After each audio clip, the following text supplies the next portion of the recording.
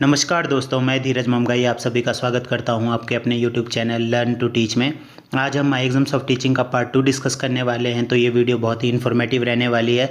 Video को अंत तक देखें और वीडियो अच्छी लगे तो लाइक करें, कमेंट करें, शेयर करें और चैनल को सब्सक्राइब करें। हमारा जो अगला माई एग्जाम है वो है फ्रॉम होल टू पार्ट। अब इसमें क्या होगा, इसमें टीचर जो भी लेसन डिलीवर करना चाहता है वह उस लेसन की एक समरी तैयार कर लेगा और उस समरी को बड़े ही इंटरेस्टिंग तरीके से बच्चों के सामने रखेगा। उसके बाद वो एक एक पार्ट को डिस्कस करेगा और उन सभी पार्ट्स को उन समरी से रिलेट करता जाएगा। यहाँ पे ध्यान रखने वाली बात यह है कि जो समरी आपने बनाई है वह बहुत ही इंटरेस्टिंग होनी चाहिए ताकि बच्चे आगे पार्ट्स को जानने के लिए इंटरेस्ट शो करें। अगर वो समरी ही बोरिंग होगी तो बच्चे इंटरेस्ट भी शो नहीं करेंगे और आपका जो टीचिंग लर्निंग का ऑब्जेक्टिव है वो पूरा नहीं हो पाएगा। अब आप इस चीज़ को कुछ ऐसे समझिए कि मान लो बात आपको क्लास में बच्चों को फ्लावर के बारे में कुछ बताना है, फूल के बारे में कुछ बताना है, तो आप सबसे पहले क्या करेंगे कि फ्लावर की एक पिक्चर मॉडल या चार्ट पेपर में बना के ले आइए, बच्चों को पूरा फ्लावर दिखाइए। उसके बाद आप क्या करेंगे कि उसमें आप बच्चों को जड़, तना, पत्ती, फूल वगैरह का एक एक विवरण अच्छे से देंगे पार्ट्स में। फिर आप जब ये सब समझा दोगे तो आपको क्या करना है, इन पार्ट्स को फिर एकत्रित इंटीग्रेट करना है और फिर पूरे फूल के ज़रिए इन पार्ट्स को दोबारा से डिस्कस करना है। इससे क्या होगा, इससे बच्चों के दिमाग में ये चीज़ परमानेंट हो जाएगी कि हाँ, एक फ्लावर में जड़ यहाँ पे होती है, तन यहाँ पे होता है, फूल यहाँ पे होता है, पत्ता यहाँ पे होता है। तो इससे चीज़ें ज़्यादा परमानेंट रहेंगी एज़ कम्पेयर टू जो आप ब्लैक बोर्ड में थ्योरेटिकली समझाओगे। यहाँ पे एक नोट है कि जो हमारे गेसाल्ट साइकोलॉजिस्ट थे उनका यह मानना था कि हम किसी भी चीज़ की होल पिक्चर को सबसे पहले देखते हैं और हमारा जो ध्यान है वो पार्ट्स में उसके बाद जाता है। ओके, हमारा नेक्स्ट माई एग्जाम है फ्रॉम पर्टिकुलर टू जनरल। अब इसमें आप क्या करोगे, इसमें अगर आपको बच्चों को कोई रूल, कोई प्रिंसिपल, कोई सिद्धांत या कोई लॉ समझाना है तो आप बच्चों को क्या करोगे, डायरेक्ट वो प्रिंसिपल, वो रूल नहीं समझाओगे। आप पहले इससे रिलेटेड कोई स्पेसिफिक एग्जाम्पल बच्चों को समझाओगे और फिर उस स्पेसिफिक एग्जाम्पल के थ्रू आप इस लॉ या प्रिंसिपल को ड्राइव करने की कोशिश करोगे। उसके बाद जब आप उस लॉ और प्रिंसिपल को अच्छे से समझा दोगे तो उसी के बेस पे आप अगले 4 या 5 एग्जाम्पल्स और बच्चों को समझाओगे और कुछ एग्जांपल्स आप उन्हें खुद से सॉल्व करने के लिए दोगे। ओके, ये डिमॉन्स्ट्रेशन मेथड का एक बेहतरीन माई एग्जाम है जिसके थ्रू आप क्या करते हो, बच्चों को इंडक्टिव से डिडक्टिव की तरफ ले जाते हो और डिडक्टिव से फिर इंडक्टिव की तरफ ले जाते हो। तो ये एक सर्कल टाइप का बन जाता है और बच्चे क्या करते हैं, इसमें बहुत अच्छे से अपने आप को फिट कर पाते हैं।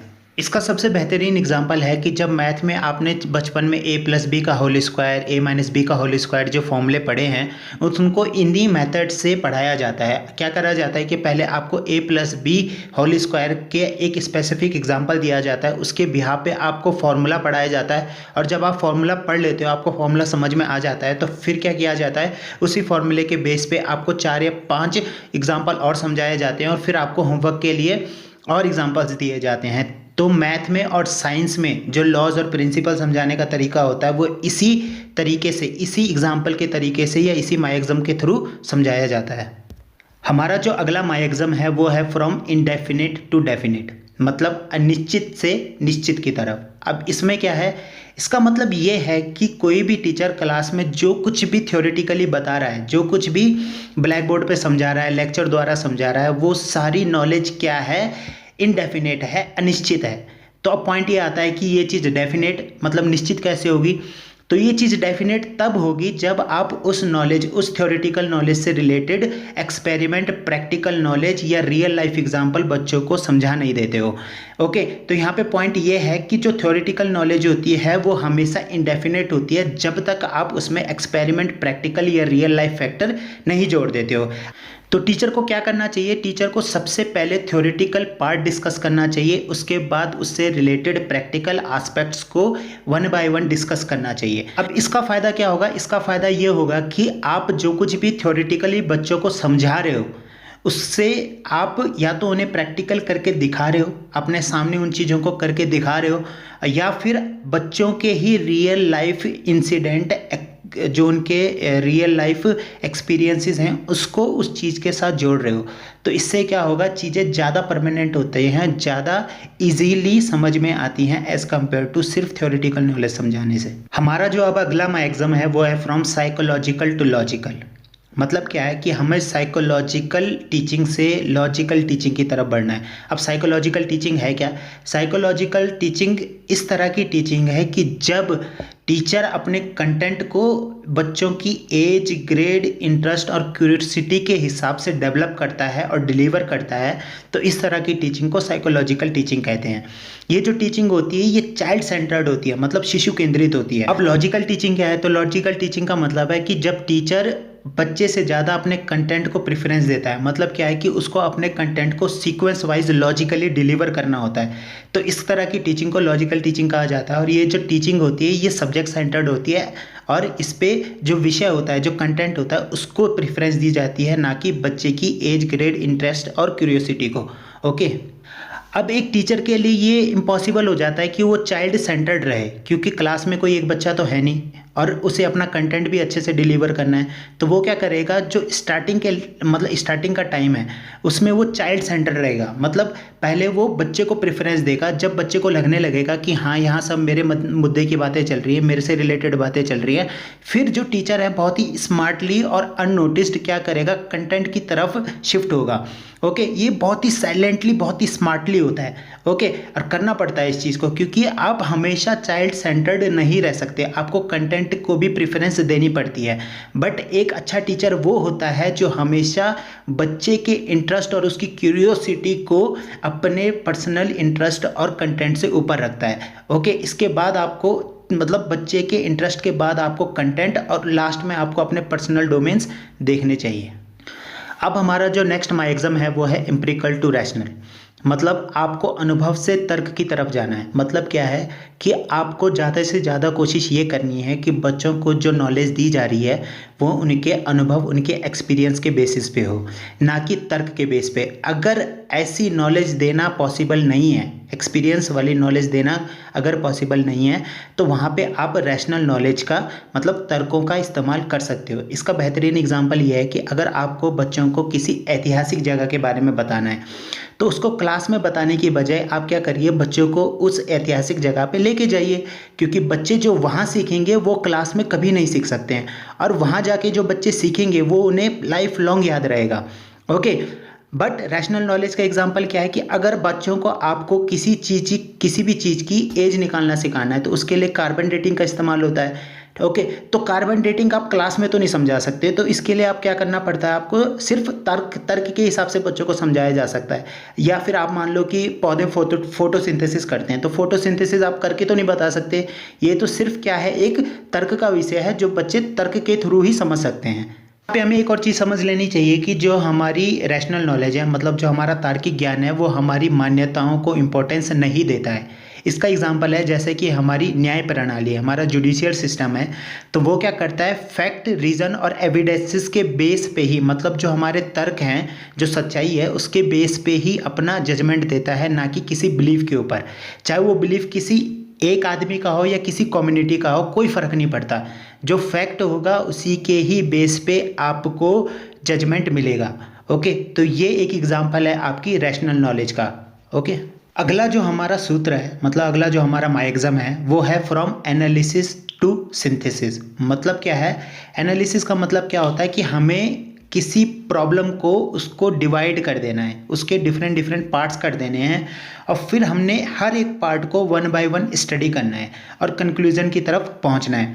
सिंथेसिस का मतलब क्या है कि हमने वो जो पार्ट्स करे हैं, किसी भी प्रॉब्लम के पार्ट करे हैं, उन पार्ट्स को हमें क्या करना है, एक साथ मिलाना है और फिर हमने अपना फाइनल कंक्लूजन देना है। तो एक टीचर क्या करता है कि जब कोई प्रॉब्लम होती है, जो प्रॉब्लम उसे बच्चों को समझानी है, उसको क्या करता है, छोटे छोटे पार्ट्स में डिवाइड कर देता है on the basis of logic होना चाहिए। ऐसे नहीं कि आपने किसी भी तरीके से उसको डिवाइड कर दिया, लॉजिक के थ्रू आप उसको क्या करेंगे, डिवाइड करेंगे। ओके, और इस डिवीज़न में आप क्या ध्यान में रखोगे, उसमें आपको बच्चों की एज, स्टेज, इंटरेस्ट, कि बच्चे किस क्लास में पढ़ रहे हैं, बच्चों का इंटरेस्ट क्या है, बच्चों की उम्र क्या है, इस सब चीज़ों को आपको दिमाग में रखना होगा। उसके बाद जब आप सारे पार्ट्स एक एक करके डिस्कस कर लोगे, फिर उन पार्ट को आपको एकत्रित करना है, सिंथेसाइज करना है और फाइनल कंक्लूजन तक पहुंचना है। ओके, हमारा अगला माय एग्जाम है फ्रॉम नेचुरलिज्म टू आइडियलिज्म, मतलब प्राकृतिकवाद से आदर्शवाद की तरफ। अब नेचुरलिज्म यानी प्रकृतिवाद से आप क्या समझते हैं? इसका मतलब यह होता है कि बच्चे को ऐसे वातावरण, ऐसे माहौल में तैयार करना है, ऐसे माहौल में एजुकेट करना है कि जहाँ बच्चा अपने आप को फ्री महसूस करे, कुछ भी पूछने के लिए, कुछ भी करने के लिए, कुछ भी पढ़ने के लिए फ्री हो वो। तो यहाँ पे क्या हो रहा है कि बच्चे के मेंटल और फिजिकल डेवलपमेंट को ध्यान में रखा जाता है। मतलब यहाँ पे बच्चे की होलिस्टिक मतलब सर्वांगीण विकास पे ध्यान दिया जाता है, ताकि चाहे वो मेंटल डेवलपमेंट हो, फिजिकल डेवलपमेंट हो, मोरल डेवलपमेंट हो, बच्चा हर तरीके से डेवलप करे, इस चीज़ को ज़्यादा फोकस किया जाता है, ना कि सिर्फ एक चीज़ पे। ओके, यहाँ पे मेंटल, फिजिकल, मोरल हर चीज़ पे ध्यान दिया जाता है। जबकि आइडियलिज्म का मतलब क्या होता है कि आइडियलिज्म का मतलब होता है कि बच्चों को इस तरीके से एजुकेट करना है कि वह उन सभी आदर्शों, उन सभी आइडल्स को माने जो हमारी सोसाइटी आज तक मानती आई है और आगे भी मानती रहेगी। तो यहाँ क्या हो रहा है, यहाँ सिर्फ मोरल डेवलपमेंट पे बच्चे की ध्यान दिया जा रहा है, ना कि होलसम डेवलपमेंट पे। एक अच्छा टीचर वही है जो अपनी टीचिंग को इस तरीके से प्लान करे कि वो बच्चों को पूरी अपॉर्चुनिटी दे एक्सप्लोर करने की। एक्सप्लोर करने का मतलब ये है कि बच्चा कुछ भी पूछना चाहे, कुछ भी पढ़ना चाहे, वो खुल के टीचर से बात करे, उसके मन में कोई डर ना हो टीचर को लेके। और टीचर का भी ये फ़र्ज़ बनता है कि वो बच्चे के मन में अपने लिए कोई डर या खौफ पैदा ना करे।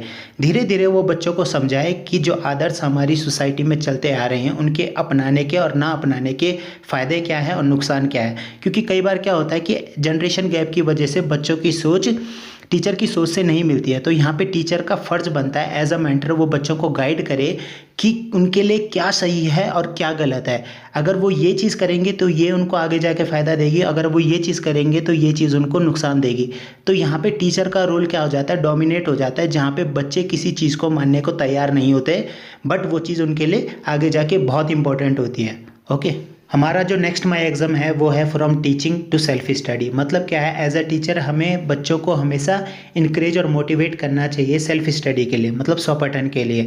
हमें यह कोशिश करनी चाहिए कि जो सेल्फ स्टडी है बच्चों की हैबिट बन जाए, लाइफ का एक पार्ट बन जाए। क्योंकि सेल्फ स्टडी क्या है, एक लाइफ लॉन्ग प्रोसेस है, जीवन भर चलने वाली प्रक्रिया है। और ये बच्चों को तब फ़ायदा करती है जब बच्चे स्कूल छोड़ देते हैं। ओके, तो इस टीचिंग ऑब्जेक्ट को अचीव करने के लिए हमें क्या करना पड़ता है, बच्चों को लगातार मोटिवेट करना पड़ता है सेल्फ स्टडी के लिए।